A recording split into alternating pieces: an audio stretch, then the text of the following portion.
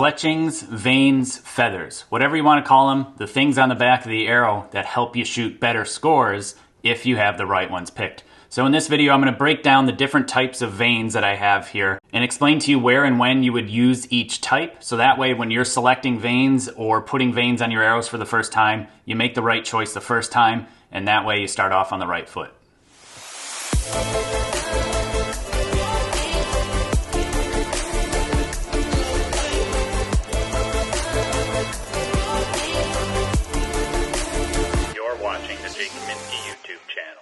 Okay, so this is basically a introduction video of what are the different types of vanes, feathers, spin wings, fletchings, whatever you're calling them. It's the thing on the back of the arrow that helps stabilize the arrow to make it fly straighter so you can shoot better scores or tighter groups or overall just have more fun when shooting archery. So there are varying different sizes, shapes, colors, materials, and you would use potentially each one's in different scenarios. Generally, colors mean just about nothing, so that's really not important. That's just personal preference, and you can pick and choose whichever color to your preference to whatever you're going for as far as a color scheme or whatever your favorite color is. Maybe you want brighter ones so you can see them in the target easier, or darker ones because, I don't know, you want to be stealthy, who knows. So basically there are only a few different types, at least as far as main categories are concerned. You have feathers, which are literally feathers that come from a turkey basically, and they mount on the arrow in the exact same way that a fletching would. This is a rubber fletching.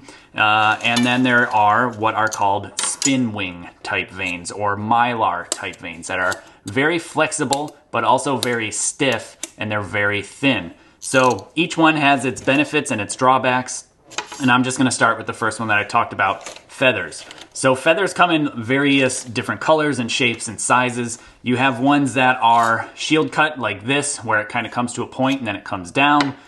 You have full-size flu-flus, which these are, that you then can burn to your own shape like I have here. And then you have parabolic cut, which is more traditional, and this is the shape of a parabolic cut where it kind of curves at the back instead of coming down at a point like these. The main difference between those is there really isn't any difference. The beauty about feathers is that they are very, very forgiving when you have issues like clearance. So clearance meaning that the arrow is not bending away from the bow, and maybe it's hitting your hand on the way by, or the rest, or the plunger, or whatever else is on your bow. And these feathers are so thin and light and also very flexible that they literally just bend out of the way as they touch something and then spring back into shape. This doesn't really affect the arrow impact much at all because those feathers are very easy to move out of the way, especially when you consider how much weight an arrow has as far as mass weight's concerned. Now, when you go to this type of vane, we're not going to skip ahead here. I just want to show you that it doesn't bend out of the way as easily. So instead of the feather bending out of the way, the arrow will move away from the object it is touching, and that's why it would be affected. So that's why feathers are actually very beneficial. They also come in various different shapes and sizes and colors, so you have a lot of different flair for that. But the main benefit of them is that they grab a lot of air. And you'll see that these are put on in a spinning type fashion where they're angled and twisting around the actual arrow itself, which actually propels the arrow in a spinning fashion to help stabilize the arrow as it goes down range. Because they move out of the way very easily, you can shoot really large, oversized feathers to help stabilize an arrow extremely fast when it comes out of the bow. And when you make a mistake, you need something that is going to stabilize or steer or correct the arrow flight to make it go back to a straight dart. Say if you make a mistake when you release and the arrow comes off funny and starts to fly like really weird, that feather will grab, stabilize, and make the arrow start to fly straight again. At least that's the point of the fletching itself. So with feathers, because of no contact issue, you can run really big ones, not have any of that contact issue, stabilize the arrow quicker, and hopefully shoot better groups. Now that is only for indoors. Feathers generally are only for indoors because as soon as it starts to rain, they soak up the water, they get very heavy, and you're not going to impact the same. Your groups will drop dramatically. There are products you can put on the feathers themselves to remove any sort of moisture or to prevent moisture, but it only lasts so long. And sometimes you're in tournaments where you're out there for 6 to 8, 12 hours plus, and it's raining the entire time, and it's just not going to work out. So that's when you would go to a fletching or a vane, which is made of rubber. That's why you would switch from a feather to a vane, because of potentially being able to shoot in adverse weather conditions without the drawbacks of the feathers. Now also, negative drawback with a huge feather is a lot of drag, so this arrow won't be able to fly very far. It'll have so much drag that it'll slow down dramatically, that your sight marks will drop and your arrow will just kind of fall out of the sky and not really have that trajectory downrange.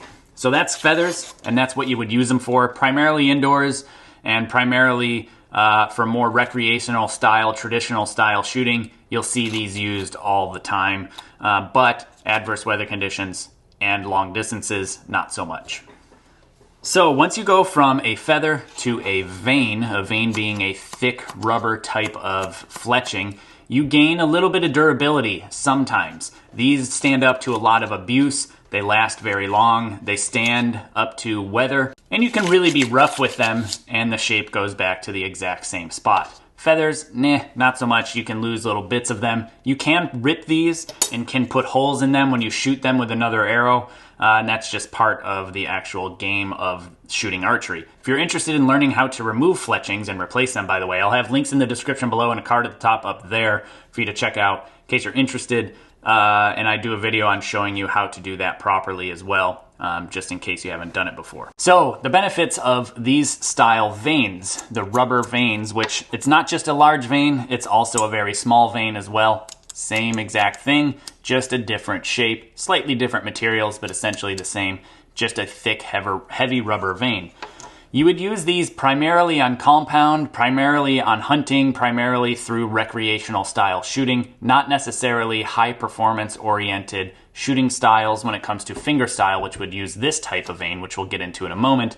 But this vane works well at high speeds, high draw weights, and things like that, and that's why they're nice and stiff to resist deformation, like, changing and bending in flight because of the arrow moving so fast. And you can either shoot them indoors with big ones like this, again, grabbing that more air, stabilizing quicker, adding the spin to it like I have on this, all increases drag, so it doesn't shoot very far. This arrow is designed for outdoors specifically. I've cut and modified them specifically for compound, and I'm using a compound style vane here, so these are really well suited for shooting out of a compound themselves.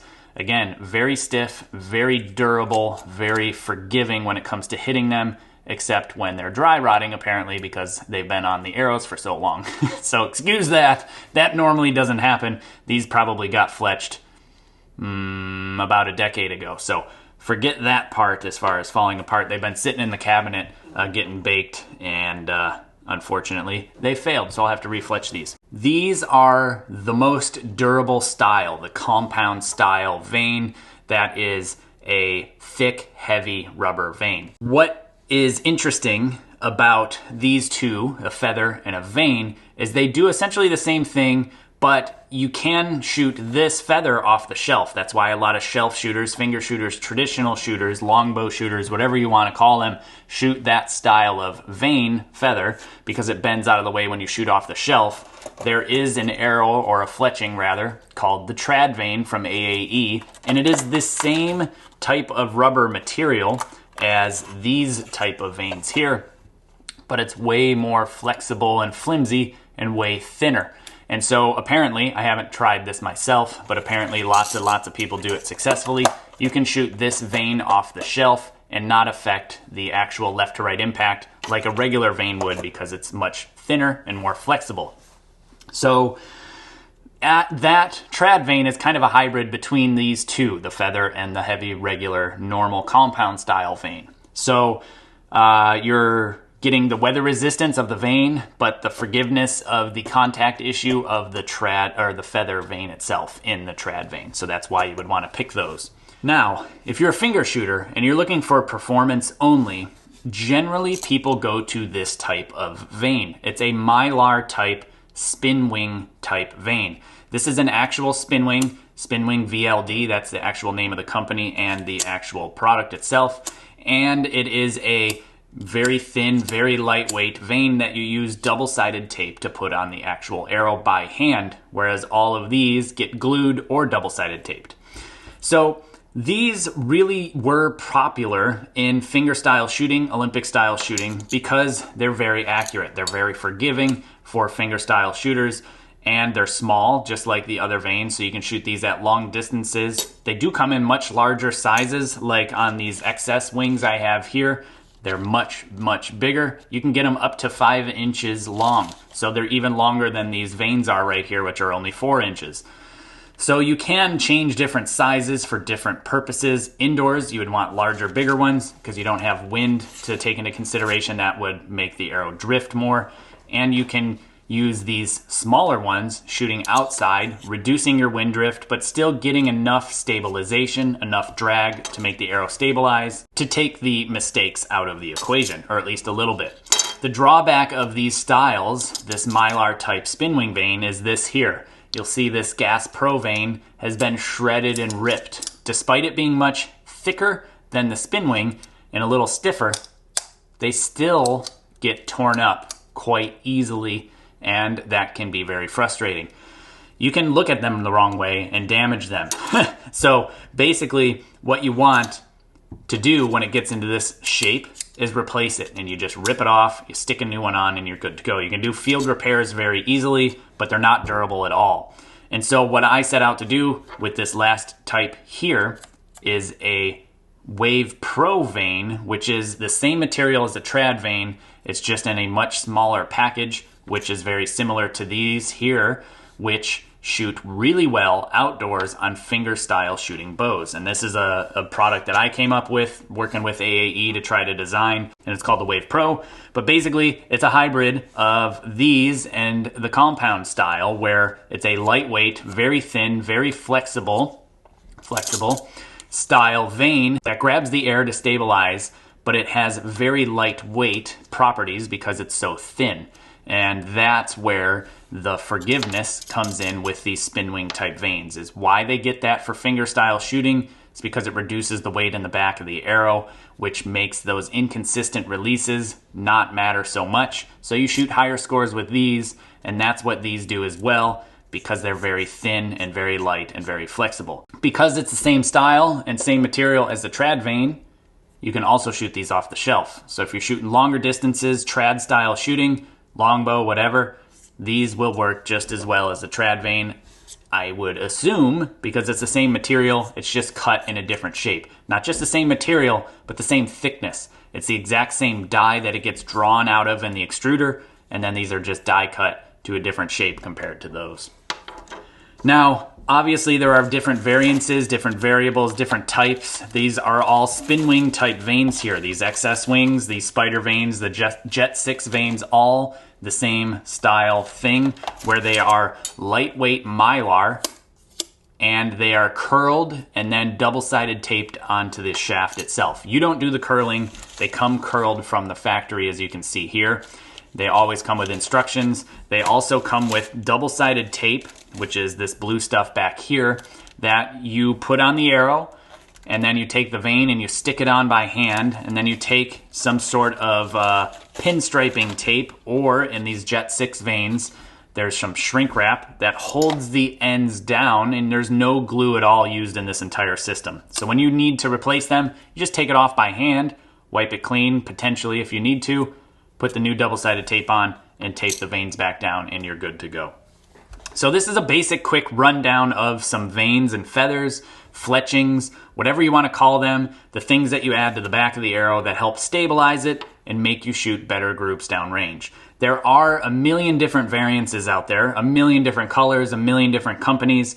Some are more specific to certain things than others, like a recurve style, finger style shooting vein here, a compound style vein here, and in general, the longer the vein, the more drag, the closer distance you'll be shooting, better at closer distances. The smaller vein, less drag, less stability, better groups downrange, more speed downrange, longer range shooting, but up close, potentially not as forgiving because it doesn't have enough time to steer because there's a much smaller surface area here compared to this. This will stabilize almost instantly, but any little hint of a wind gust blows this arrow off target a lot compared to this. So there's benefits and drawbacks to each type.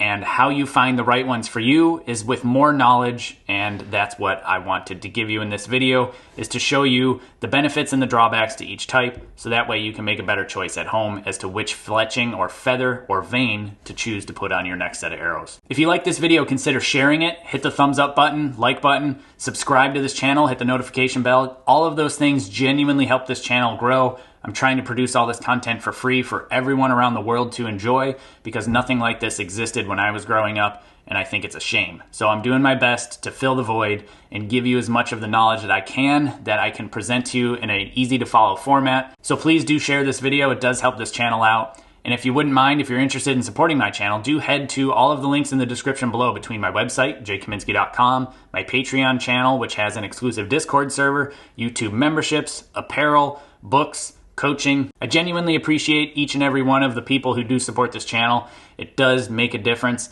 and it allows me to produce more of this content for free and more often.